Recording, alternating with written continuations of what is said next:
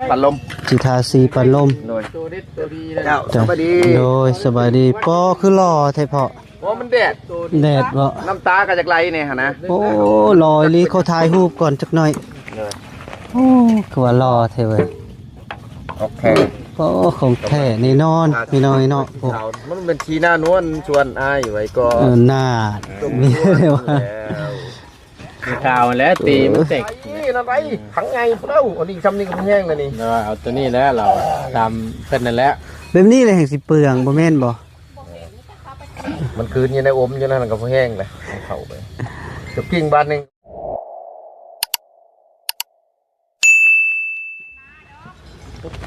เอาพี่น้องเนาะพอดีเบาแก้วเปิดคลิปเปิดภาพก็อยู่ที่บ้านน้องอูน้องอีพี่น้องเนาะพอดีเบาแก้วก็เดินทางมาก็มาเตะดงหินพุ่นแหละพี่น้องเนาะเพราะว่าเมื่อวานนี้เบาแก้วก็นอนอยู่ดงหินพี่น้องเนาะพอดีมื้อนี้ก็มาหามาบ้านน้องอูน้องอีเห็นแหละพี่น้องเนาะพอดีทางเบาตูนเพิ่นก็มาพี่น้องเนาะโอ้เบาตูนหลวงพ่อสร้างแล้วก็แม่สุกแน่พี่น้องเนาะเพิ่นก็มาอยู่พี่น้องเนาะเอาครับทักทายสบายดีและสวัสดีช่วงบรรยากาศเที่ยงเนาะพี่น้องเนาะค่อนข้างกะฮ้อนเนาะพี่น้องเนาะเพราะว่ามันเอาแน่ลมหมุนลมเวียนเส้นละพวกแห้งอยู่เลยเอาพอดีตั้งบ่แก้วกันมาหอดพอดีหักมาฮอดพี่น้องเนาะโอ้ทางพอสร้างกะใส่เว่นเพื่อเจอเลยพี่น้อง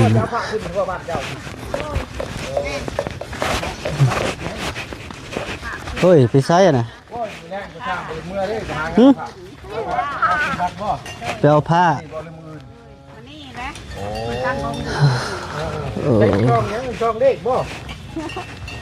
ตัดเล็บดิเลขเพชรกันพอดีบาตูนขึ้นมาพี่น้องเนาะเอาเจ้าสิเฮ็ดหยังอันนี้พอทาสีปัดลมจิทาสีปันลมโดยเจ้าสบายดีโดยสบายดีปอคือหล่อไทยเพาะเพราะมันแดดบ่น้ำตาก็จากไหลเนี่ยฮะนะโอ้หล่อลีเขาถ่ายรูปก่อนจักหน่อยโอ้คือว่าหล่อเท่เว้ยโอเคโอ้ของแท้แน่นอนพี่น้อยเนาะโอ้เจ้าสิทาสีบ่หรือว่าสีสิทาเจ้าแล้วบัดนี้เนาะสีทาสร้างผู้สร้างทาสีแม่น้องๆนี่ละเอาดีๆได้ไปทำทาสีซอยลาวปุกตัวหนึ่งมาลุกปุกเปล่ามาใส่มาตักมาสีปุกหน่อยก็ได้เด้อเมื่อคืนนี่ตกอยู่เมื่อคืนนี่ไม่ได้ตกจากเมื่อวานเนาะเอาตรงในปนก่อนบ่แมนสีอย่างสีทะเลสีแดงเบิ่งหน้าจะขาวนะสีขาวอยู่ทางบ้านแบบนี้นะมันคือลายสีซะคือลายสีอยู่ตัวนั่นแหละพดังในขนาดแม่ผู้หมอขี่ยานพดังในนอนทาสีปันลมตัวนั้นได้ซะเพาะบ่แม่นบ่ตัวนั้นได้ซะแผ่นอัดทวนตีตัวอัดทวนตัวนี้ได้นี่ได้แผ่นนี่ยังเขาเอิ้นนี่ฮะโซล่าแผ่นโซล่าอัดข้างปัดลมโซล่าอัดทวนอัดอย่างนี้พัสถานี่นะพ่อโอ้ทามื้อนั้นเขานั่นแหละต่างทุกคนโอ้ถากับบ่เกี่ยงเนาะนี่มันอันนั้นได้ไม่เฮาบ่ได้อันนั้นไม่เป็นแบบนี้เนาะคือมันอยากโด่งได้เป็นเพื่อนกันแล้วบ่ได้กดถืออยู่ทางนี้ก็ได้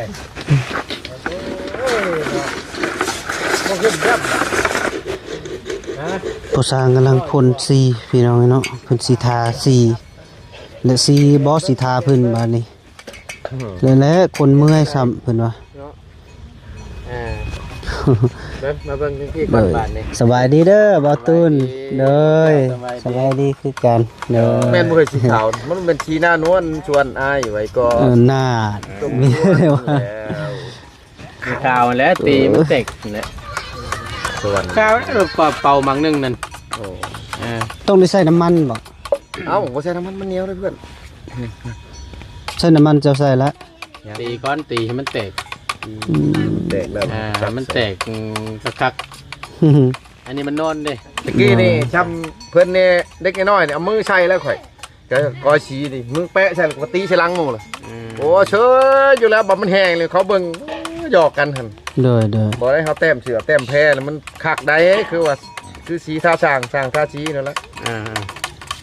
โผมันเป็นสีขาวคัก ปู นี่เนาะ นี่ก็เป็นพุกใหญ่ๆทางใหญ่ๆนี่เนาะ แม่น กินนี่ก็คือสี ง่าย โดยทางใหญ่ๆบ่มีบ่ทางใหญ่คู่ก็ได้ หมูมีครับ ใส่กระซามนั่นแหละพอ ว่าได้ตอกไปตอกมาคว่ำแล้วบ่แล้วจ้ะ โอ้ตัวแห้ง บ่เองผู้สร้างต้องเป็นโทษไปซื้อไหม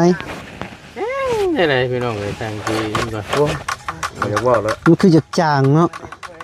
จะว่าบ่ ตีมันแตกก่อนมันยังบ่ได้แตกเด่น อืม มันแตกมันสีนั่นกว่านี้ เพราะฉะนั้นก่อนน้องน้อยได้ข่าวดีงบเจ้าบ่ตูนหรือ ฮะ งบบ่าวผัดไทยเห็นเพิ่นพาพ่อช่างไป อัน เมื่อวานนี่ ชื่อไม่เบิ่งตอกกันบ่ แม่น อ๋อกะงบมันตัวก้อนๆพุ่นแหละพุ่นยาวๆที่ว่าเขามีเตียงน้องเพิ่นก้อนๆพุ่นแหละแล้วบัดนี้แหละทำเกี่ยวกับน้องเพิ่นที่ว่าเพิ่นเจ็บเป็นตอนนั้นแหละ โอ้ แต่ถ้าหากว่าคำดีเช่าแล้วถ้าว่านั่นแหละก็เลยถามน้องเพิ่นน้องเพิ่นว่าเอางบส่วนนี้มาเฮ็ดเทือนว่าซั่น อืม ก็เลยอันว่ารวบรวมยอดเงินที่มีหั่นแหละก็เลยว่าอันนี้เพิ่นว่า คือเฮียล่ะ พอดีแล้ว หานบ่มีเด้อบ่อันคุอิหยังก็ได้นะ แบบว่ากระตุกใหญ่ๆเนี่ยนึงปาดแต่มันกว้างๆมันถึงจะได้ง่าย เอาลองมาดูจวดจาดอยู่บ่บ่ไม่เป็นคือโบราณก่อนพอ โอ้ยล่างแป้นนี่แล้วแห้งบ่ติดแล้ว ไปหามาเบิ่งมันถึงจะได้ง่ายมันถึงสะดวกสบาย อันนี้เป็นกี่พุ่นนี่เนาะ ทำความสะอาดน้ำเอามันไม่กันพลอยมันน่ะไปปัด แม่เอาคนพอยมาเลยแม่ เอาเพื่องก็ได้ ใช่แม่เจ้า พูด ไปทั้ง ไปเลย ไหน ยังบ่ไปได้ แม่ไปที่เรื่อง ไปทั้งไหนมาพี่มา พอยคันพอย แม่งก็จักจันบ่เหี่ยวใส่นี่บ่ จักรจันทร์บ่เหี่ยวใส่นี่ บ่ว่าติ ปัดทำความสะอาดมันก่อนล่ะก็นั่น เด้อ ไม่ใช่เอาพอยมาหนู มีเชื่อบ่ใช้บุรุษชมบ่คนอย่างเงี้ย สบายดีเด้อเด้อจะเฮ็ดหยังอันนี้บ่งงๆเงียบๆอยู่นั่นเป็นได้ล่ะบัดนี้ฮะเจ้าเฮ็ดหยังอ่ะน่ะ เสียดตามมือให้ครับเอาลูกนั่นน่ะ เอาเฟซบ่ ไม่บ่ได้ครบอยู่เนาะ เอาเฟซกันได้ละติบัดนี้ ยังไม่ได้ อ้าวเจ้าก็ลองเสร็จไปล่ะเป็นได้ซื้อเฟซเรานะเจ้าก็บอกแล้วแหละเฟซ ของลูก แม่น้องบ่ ลูกชายเพิ่น เอาของแม่เท่าอู ชายเพิ่นน้อยแล้วเขาทางถามได้น้อย ตัวนี้ ละสิแบบ ตัวนี้ตัวลาว หรือยังตัวลาว แก้วตัวไข่มันนั่นเบิดบ่ ได้เพชรให้ ไปเบิ่ง มาเป็นเห็ด ใครยัง เด้อบ่คือรออยู่ขึ้น มา เป็นเห็ด นั่นแหละเอาไว้นั่นแหละแม่เจ้าปั้นกวดทำความสะอาดเนาะ เด็ดซองมันนะเพิ่น ลูกเขาบอกน้อยกูจัก กดให้เพิ่นแน่เพิ่นว่า ปั ก็ ดออกแห้งรถให้มันเกลี่ยงนั่นแหละถ้ามันจะได้มึนสักนิด แก้วยังแก้วน้ำกรดบ่ ส่วนผสมเบิ่นนะเพิ่นเรื่องเนี่ยคือสติ ทินเนอร์อย่างดี 100% น่าเห็นบ่ ส่วนผสมกัน คืออยู่ กราหัวสิง โอ้ คือขาวจวกใช่เว้ยตัวนี้นี่สาแก้วยังนี่พอ คือกัน คือกันเนาะ นี่เขา แต่ว่า อัน ตัวนี้ เห็ดโตเห็ดตังพวกบ้านตอกประตูนี่แบบเฮาพ่นเอานี่ตัวนี้มันจะนั่นทอน ตัวที่ว่าแบบอันนั้นแน่หั่นน่ะอันตู้แบบว่าอันที่ยังบ่ทันอันที่ว่าเจ้าใช้ บ่ได้แล้วตัวนี้ ได้ อันนี้เจ้าใช้บ่นี่น่ะ ได้อยู่ งานคำใช้ล่ะบ่เอา เอาทางเลยน้อยแบบเป็นมื้อนั้นได้กระถางมื้อนั้นได้ทิ่มเลย ให้มันง่ายสะดวกสบายเจ้าอะนะพ่อใหญ่ยาวเวลาคนมันอย่างมันจะง่าย ท มัน ถาม นั่นแห ถา ละ มน้องกิ๊กคุณแม่น้องกิ๊กทิม นั่นแหละน้องกิ๊กก็มาสวรรค์ผมบ่ ไปเมื่อ บ่หยอกกันเพิ่นป้าน้ำมันนั่นแล้วเราสินั่นแหละ มาแกว่งเขา หาเบิ่งเห็นต้องเห็นมันเห็นหา คือบ่เอาอันโตมันแลนจวดไปพุ่น แล เล น ย ตุ่มแลนอย่าว่าจะเกลือขึ้นมาหยัง อีหยังก่อ ลูกกิ้งเหมือนว่า ลูกกิ้งอะเด้ โอ้เปลืองใดนั่นไรขังไงพุ่นเอ้าอันนี้ซ้ำนี่ก็มันแห้งแล้วนี่ แล้วเอาตัวนี้แล้วเราตามเป็นนั่นแหละ แบบนี้เลยแห่งสิเปลืองบ่แม่นบ่ มันคืนอยู่ในอมอยู่นั่นก็บ่แห้งเลยมันเข้าไปกับกิ่งบานหนึงก็บกวาบลงแล้ว บ่เฮากิ้ง2 บาทนี่เรียบร้อยแล้วได้นี่ โอ้ยมันก็ได้คือจะท่าชี้เพื่อนก็ เห็นน้ำเมื่อคาโลอยู่ในนี่แล้วมันก็เก็บไว้บางนี้บางนี้ โอ้บอลี่เห็นนอนแจกเครื่องเนาะแจกแล้วมื้อนี้เนาะแจกเครื่องเพิ่นว่า เห็นเพิ่นว่าอยู่ กับผู้ชายยังอยู่หวานเนี่ย อักอยู่แล้ว บ่ยาว ไปแล้วเดินทางเมื่อวานนี่แหละ นะฮะอดชาอดเยือนยังสิได้ถอนคำปล่อยไปนี่ละอดชาเยือนกินข่าตางขิง อืม อดชาเยือนกินลิงตางกระต่าย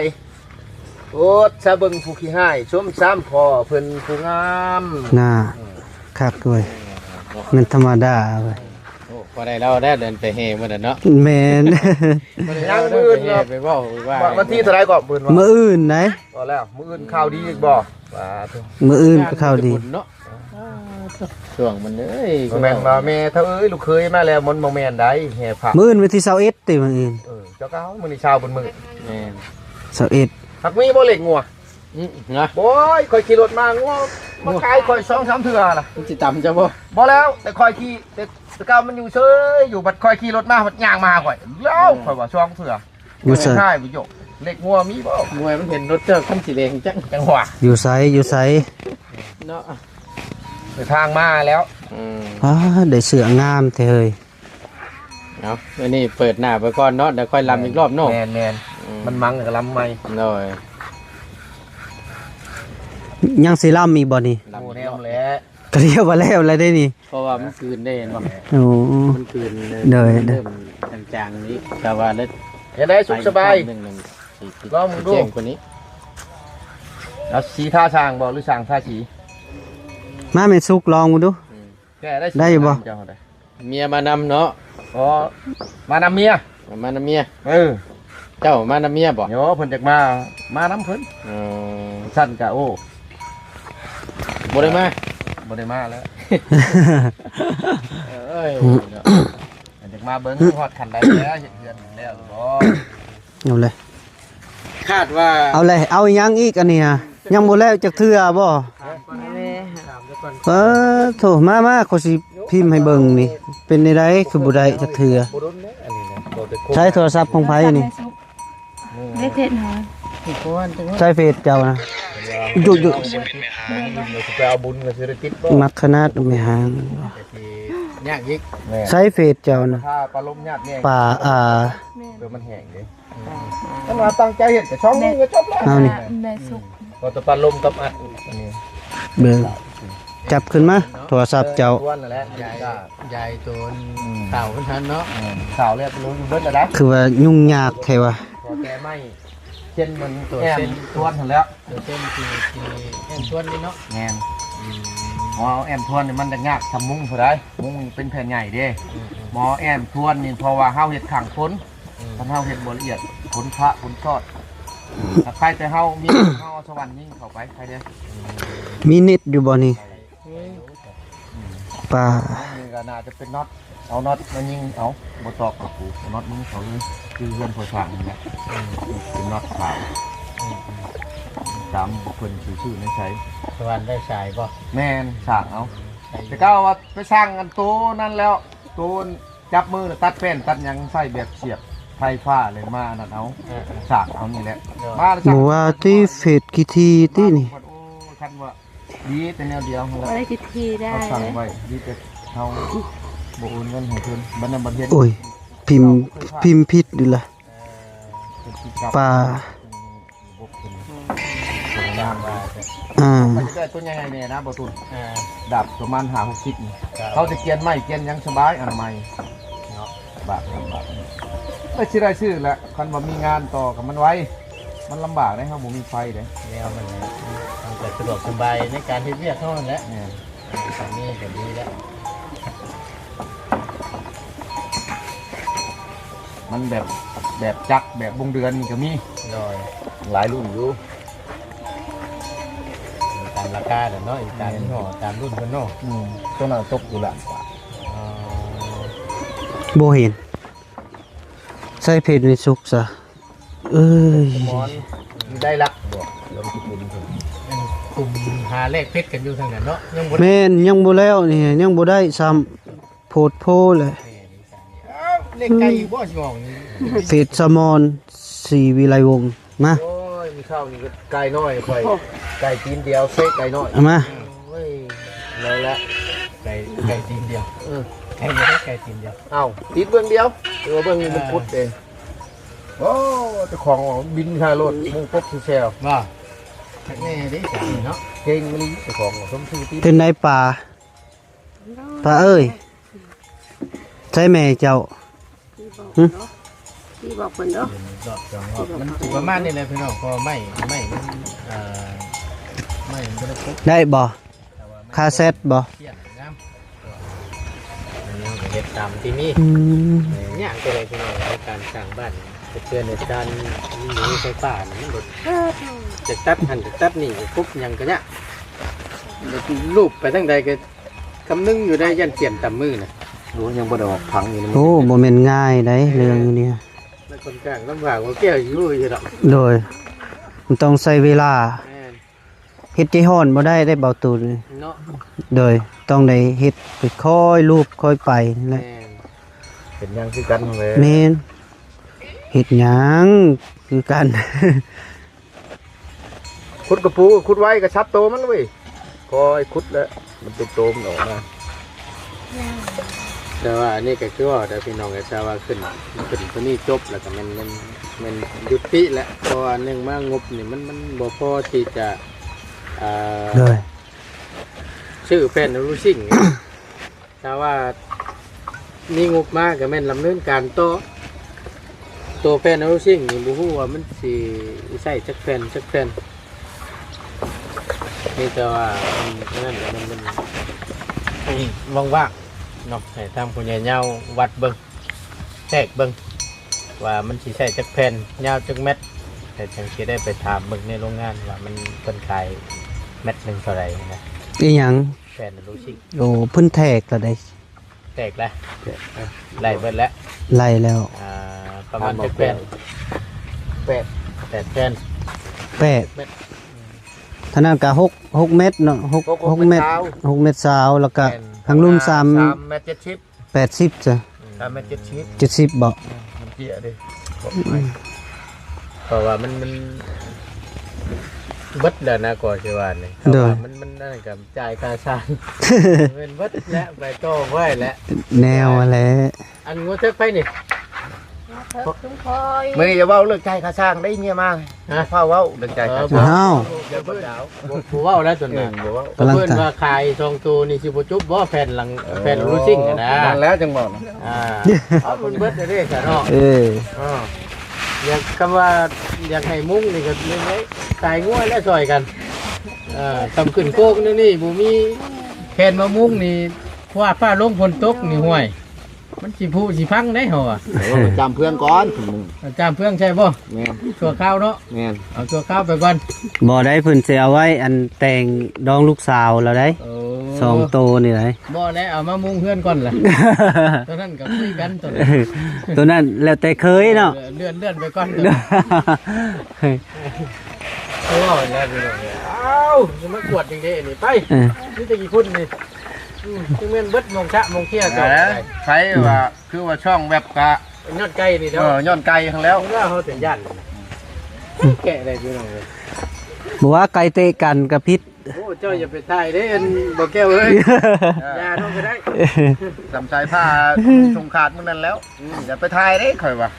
โอ้มันเปียกแล้วบุตรีมันลูกแล้วมึงจักตื่นแล้วบอกลุงนั่นไรแล้วยังบริเจ็ดหาพออยู่แม่ให้จะเช่ากินหอดลูกย่าเมื่อหาใจผ้าโอ้ยเกิด ไม่สู้ใครได้เสานี่เลย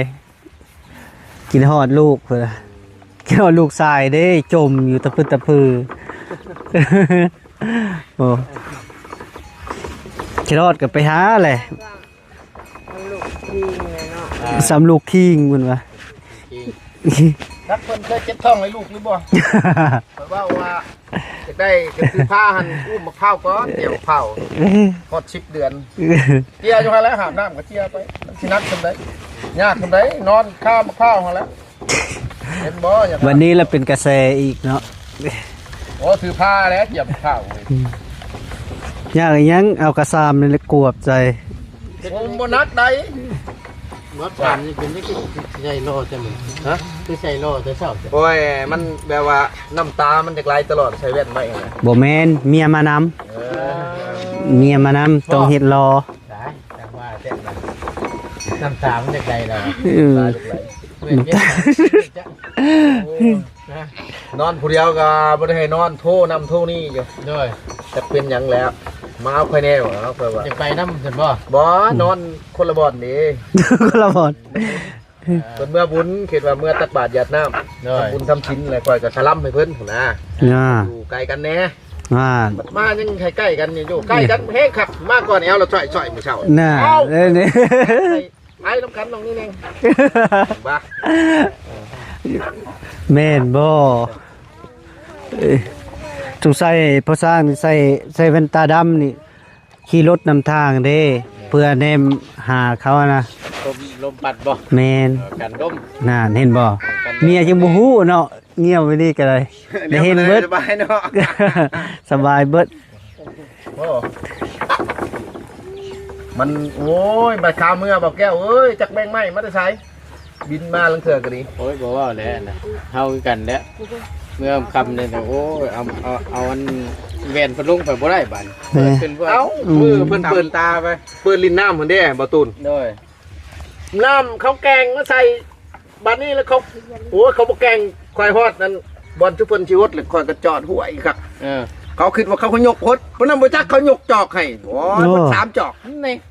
น่ะ หมอน่ะกายเลยเอาแล้วคอยว่าทั้งได้กินน้ำทั้งอาบน้ำทั้งโอ้ยสารพัด เมื่อนั้น คดีแหละ โอ้ยเคยว่าจักดานจะว่าแต่นี่มือฮอดพุ่นว่ายพอช่างมันก็จักชงเชงเลยมือฮอด เฮ็ดหยังเด้ผัวโลนๆน่ะบ่ฮะจะเฮ็ดหยังน่ะ เดี๋ยวแฟน เฮ้ยอยากเบิ่งโทรศัพท์ ที่นี่จะมาลำอีกรอบ แม่ลำมันแล้ว ไม่เพิ่นเลยใช่ไหม ลำแล้ว ตารอบก่อน ยิ้มนี่กูว่าคือบูดแท้คิดฮอดไผบัดนี้ฮะบ่เจ้าคิดฮอดไผถามใช่ผู้สร้างหึ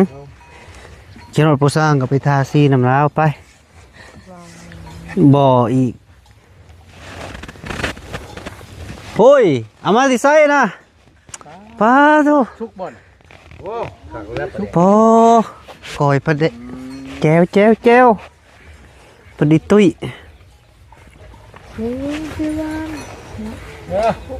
เริ่มขาวเข่า นั่นแหละเวลากันอัพอีกบัดนี้ผมสิพ่ออยู่ดอกบัดนี้เนาะ พอแล้วกันเนี่ยโอเคแล้วมันห้องปืนไว้ โดย มันจับดีนะมันเป็นขนเนี่ยคันห่อผ้าได้นี่มันน่าหลอด แม่น เวียงงานแบบนี้ต้องเบาตุ้นเพิ่นแหละเป็นผู้ทาจึงงามมานะ โอ้คือกันแล้วบ่เกี่ยวให้กันนะ โอ้ชมมือบริสุทธิ์มาก สีท่าไม้มิเตสีได้สีท่าคนนะบ่ค่อยปานใดก่อนนะ คนน่ะเฮ็ดได้เบิดแต่ว่ามันบ่งาม นั่นแหละ อยู่เฮือนอยู่ซ่านคือกัน เออ ทำอิฐก็บ่เป็นนี่ลีได้ แล้วเดินโจมตากแดดนี่ก็เพิ่มเย็น เด้อ ความแดดได้มันก็ได้เมื่อวานตู้แจ้งเลย เออ เป็นแจ้งมาแล้วบ่ แจ้งแล้ว บ่มาสิ ออกมาแบบ เฮ็ดพอดีอัน เอาพี่น้องเอ้ยเนาะพอดีเบาแก้วมาเบิ่งก็ทางผู้สร้างเพิ่นก็กำลังทาสีเนาะทาสีทาสีปานลมพี่น้องเนาะไม้เป็นปานลมเพราะว่าเพิ่นสิใส่ปานลมแล้วเพิ่นสิมุงเนาะพี่น้องเนาะถ้าว่าแผ่นโลซิงมาแล้วเพิ่นสิมุงเลยพี่น้องเนาะเอาขออยู่ดีมีแฮงสุขภาพเข้มแข็งอย่าเจ็บอย่าจนอย่าขาดเดือดร้อนส่งมาร่ำรวยมาสุขสุขคนโดยบ๊ายบาย